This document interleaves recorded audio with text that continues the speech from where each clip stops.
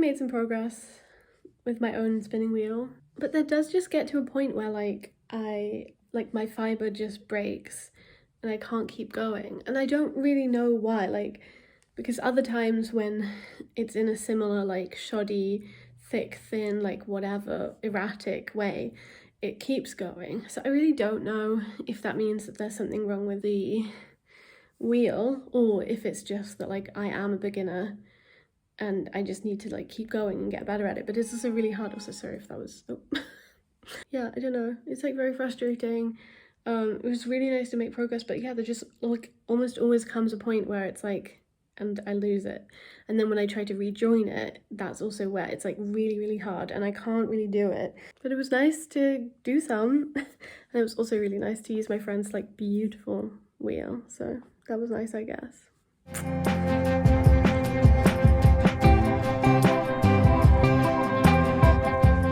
Hi.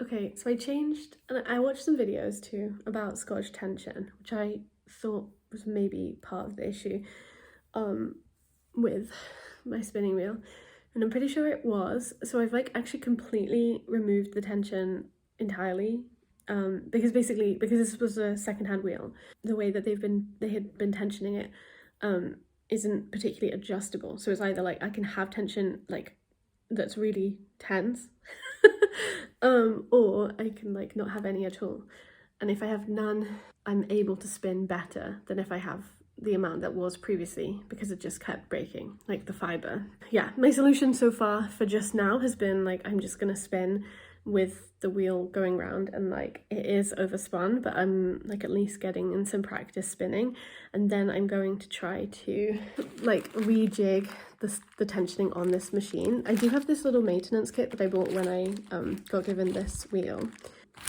and in it there are some screws and things which I know are used for tensioning. But basically, yeah, so I'm glad that I played around. I'm also really glad that I tried out using my friend's wheel, because it gave me like a sense of like I'm not doing this well, and it's like thick and thin, and I just need to like put more time in, because like I said before, I think I am a beginner, and like I feel like because I consume a lot of information and content about spinning and also just fiber in general, there's this idea that like my physical ability should therefore be higher than it is. But to be honest, like it's a skill, you have to like learn and get better at it, even if maybe I am better than if I hadn't done any of the like consuming information about this already, if that makes sense.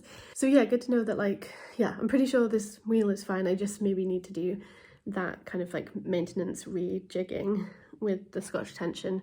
And I watched, yeah, some Gillian Eve videos about Scotch tension, which I'd really recommend. They were really helpful, especially I think the one where she has like an Ashford. It's like a traditional, so it's like mine is like an Ashford Traveller, so the placement of the wheel, like the drive wheel, is different, but like the actual tensioning process is how this wheel is supposed to be set up but isn't, and is also how this wheel maintenance kit wants to be rejigged.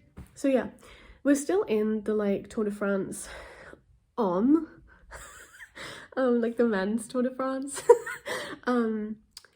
but I think it has maybe 3 days left, and then the women's will start, and that will be a week. So I'm not quite sure what I'm going to do. I really would love to spin some of the fiber that I had prepped and was ready for, but I've mostly I have just been spinning this. I mean, I guess I did spin a little on my spindle, but I really wanted to concentrate on this, so I haven't really been doing that either. And then obviously also I was in like a lot of pain, so I have been doing very minimal like spinning hand-related crafts and stuff. But yeah, so I'm not sure exactly what I'll do, but maybe I will keep you updated. I don't know. Yeah.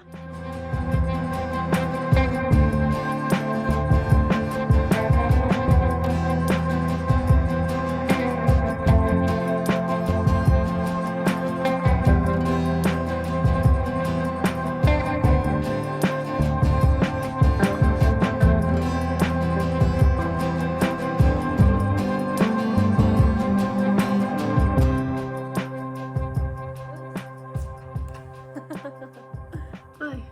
I guess I came to film here, but this isn't very spinster actually, it's more actual spinster.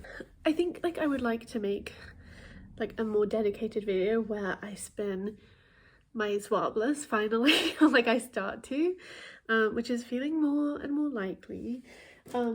So I thought what I would do is kind of sum up what I've done over this Tour de Fleece, which was whilst the men were cycling, and then I believe today when I'm filming it, the women will start. And so in this next week, because I think the women's race is only 1 week, I will keep working on my spinning and hopefully spin some swappers and record about that too. But yeah, so I did already show this like tiny little skein that I spindle spun, but I think mostly during Tour de Fleece I actually just plied this together. The same is kind of true of this, I think, although I could have spun some of it. I might have spun some of it, which is this like really beautiful green, purple, pink colorway that I think is gorgeous, and I'm really like enjoying getting more consistent and thinner with my spindle spinning. Spindle spinning is the only area of my life that I want to be trying to get thinner. Oh yeah, so this is the colorway, which is Giggle Witch Blend. Giggle Witch? I think so.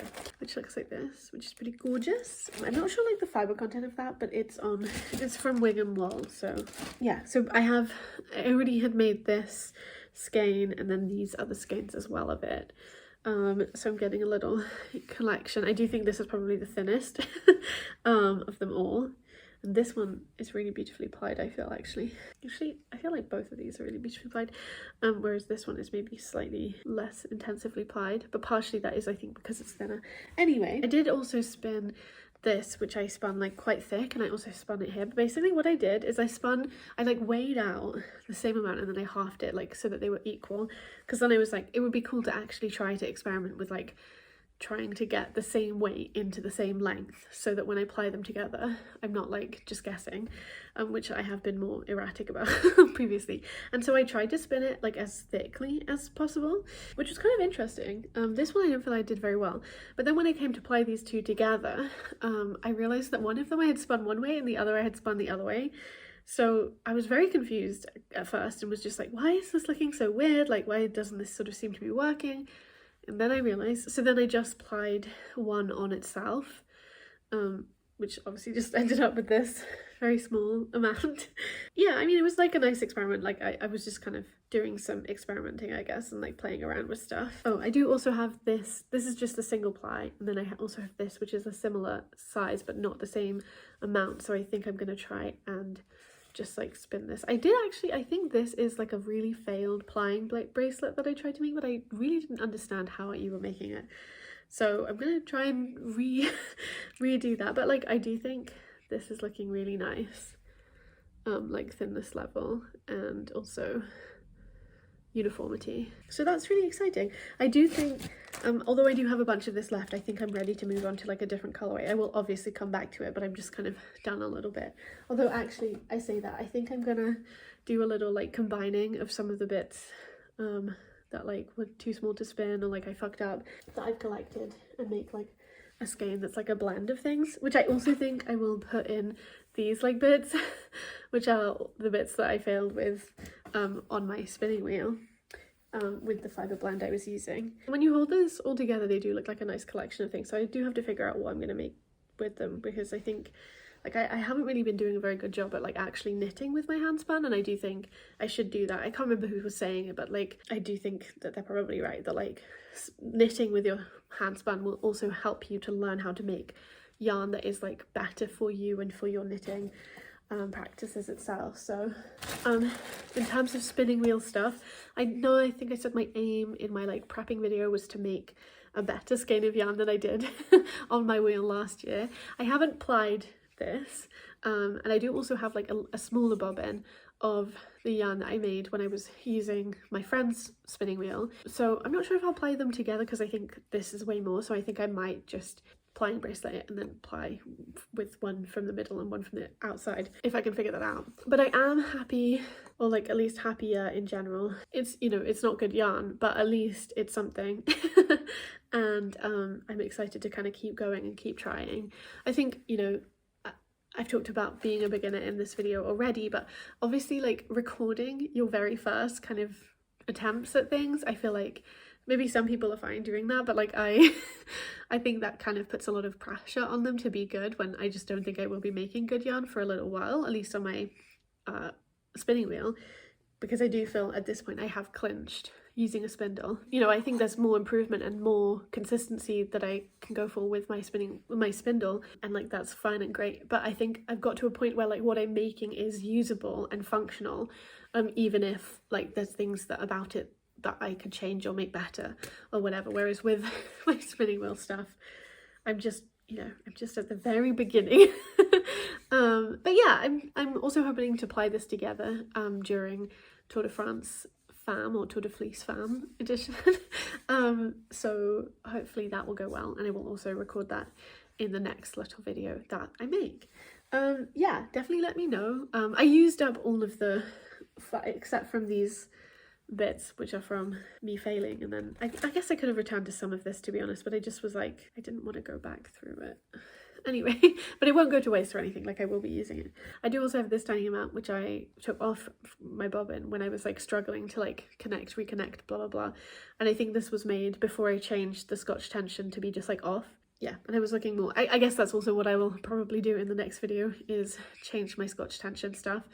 I mean, part of me is like I should do it immediately so that I can spin the swaplers with it all sorted out, and part of me is like I just want to get spinning though, so like, you know, maybe I'll just spin the swaplers. I don't know. And I also wonder about like plying with the Scotch tension not off. It's probably not that possible, so I probably should just do that first. Hopefully there's some good information out there on that. If you have any like information about that for like Ashford specific spinning wheels, like I have an Ashford Traveller. It's quite an old make, but like I think the tensioning at least in terms of pre, like I don't know, 2008 like wheels and stuff is the same. So if you have any good resources or advice about that, I would really appreciate it. Definitely let me know if you've been participating in Tour de Fleece, and if you are gonna keep going and participate whilst the Tour de France Femme is going on, which you should if you're a feminist. But I also understand needing to take a like break for your body or hands or whatever.